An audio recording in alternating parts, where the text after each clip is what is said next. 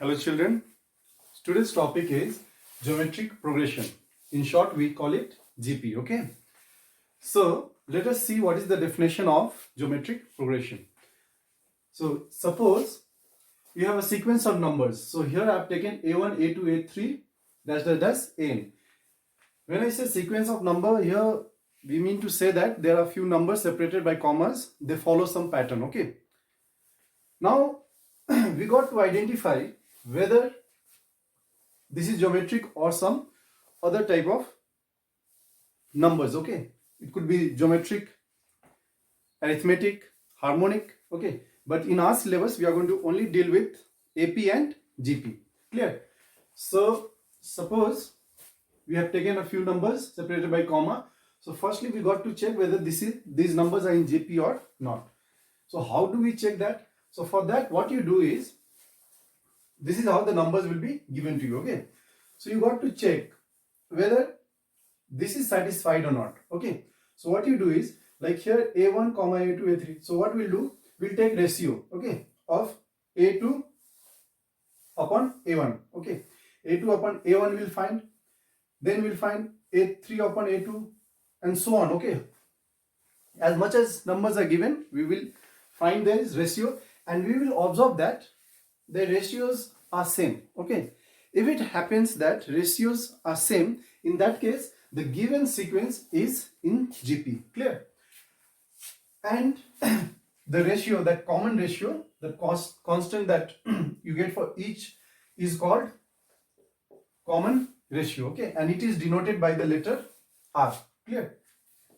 For example, here I have taken this sequence 2, 4, 8, 16, so on, okay? Clearly these numbers are in GP. And the reason is, if you check over here, 4 upon 2 is equal to 2. 8 upon 4 is equal to 2. 16 upon 8 is equal to 2. So here you observe that you are getting constant number, okay? Ratio is constant, clear? And that is what we call common ratio. In that case, this sequence of numbers are in GP, clear? Now let's see the next example over here. Here I have taken 1, minus 1 by 3, 1 by 9, minus 1 by 27, so on, okay? These numbers are also in GP and the reason is clear over here. Minus 1 by 3 divided by 1, okay? You'll find that would be equal to minus 1 by 3, okay? Now take the next number, okay? So you will take the succeeding, okay, and you will divide by the preceding, clear? So 1 by 9 upon minus 1 by 3. Again, evaluate this, you will get minus 1 by 3, okay? And you carry on, okay? And you will find that here the ratios are constant, okay? And here that ratio is minus 1 by 3. And this is what we call common ratio, clear? So if you get a sequence of numbers, okay, so first you got to check whether this is in GP or not. And for that, this is how we check, okay? You suppose you take any pair. Suppose I take A2 and A3. So I got to divide this by this, okay? Clear? So you have to divide the succeeding by the preceding, or simply you just take a pair, okay? The number on your right should be in numerator, okay? Like here, okay? Suppose I'm taking this pair. So number on my right will be in the numerator. Number on the left will be in denominator. Take the ratio, okay? And if you see that ratio is coming constant for each pair, okay? Then that sequence of numbers are in GP. Otherwise, they are not in GP, okay? Now, if you see this example, okay? 2, 4, 18, 16, okay? If I ask you what would be after this, clearly you can say it would be 32. After 32, you will say it's 64.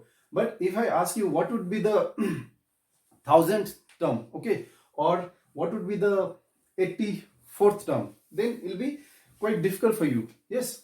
So in that case, we should have a formula to find, okay, that particular term, clear?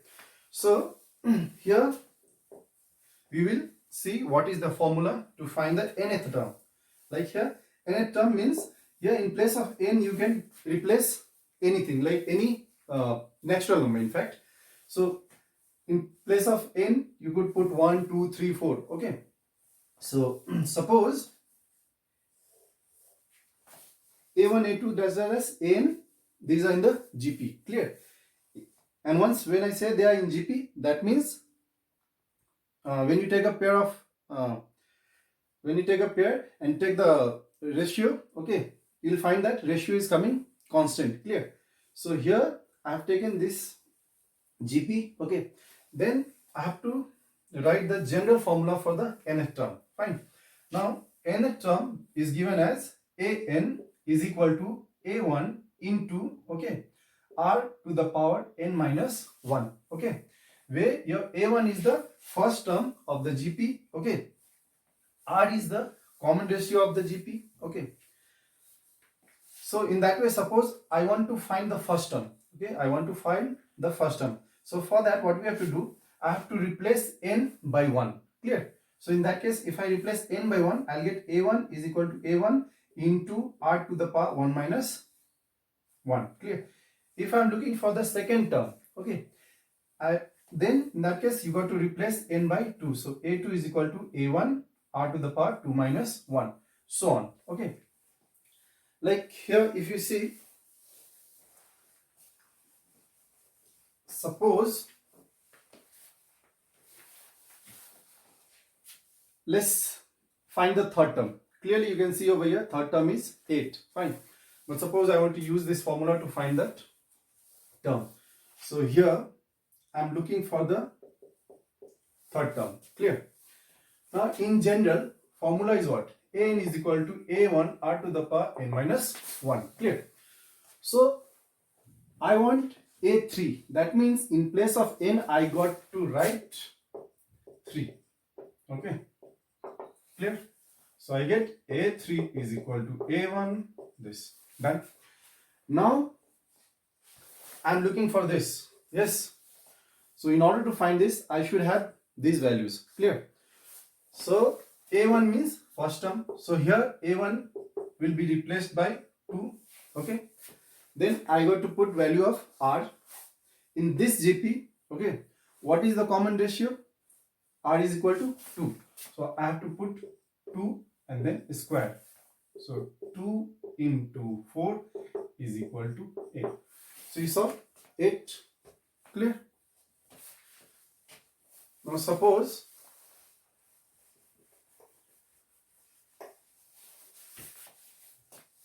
we are looking for the here fifth term, okay, fifth term of this second example, clear? So we'll write a5 here question mark, because we are looking for the fifth term, and you know that general formula is this, clear? Now in place of n I got to write 5, so it's written, done. So this should be clear. Now I got to replace a1, yes. So a1 for this GP is 1, so you get 1. Then what is the value of r? R is minus 1 by 3, this, okay. So it will be 1 into minus 1 to the power this, clear? Then this would be here minus 1 to the power 4. 4 is even, yes. So you'll get positive 1. So 1 and 3 to the power 4. It would be equal to 81. Clear? So this is all about the introduction of GP and the nth term. Okay. Now in the next video we'll see few sums. Clear? So this much for today. Thank you.